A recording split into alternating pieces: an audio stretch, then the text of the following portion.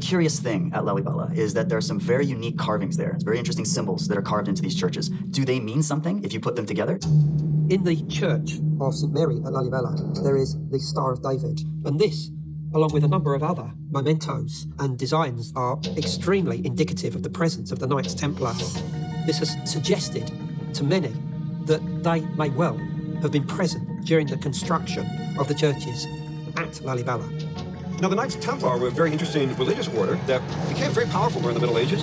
But what people don't often realize is they were very interested in building, in geometry, in numerology. And so they were once very practical and pragmatic, but and also very spiritual and mystic.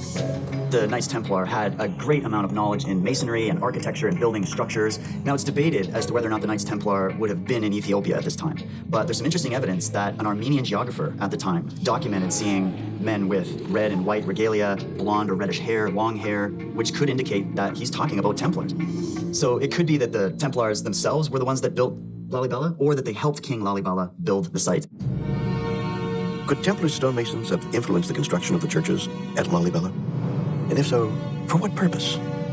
If you look around Lalibela, there are altars there that have spaces in them that would precisely fit the Ark of the Covenant, which was approximately 4 feet in length, 2 feet wide, and around 2 feet in height. It has been suggested that the rock-cut churches, Lalibela, were built to house the Ark of the Covenant.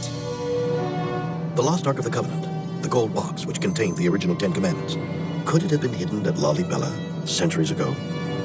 During the Crusades, we know that the Templars occupied the Temple of Solomon. And so it could be that they were the keepers of the Ark of the Covenant. And the more you look at Lalibela, and given the fact that we see that it's built underground, you start to think, here we have these churches that are hewn out of these megalithic rocks. They're built like defensive structures. They have all kinds of interesting symbolism there that indicate Templars. And you start getting the impression that this is actually some kind of defensive fortress to protect something.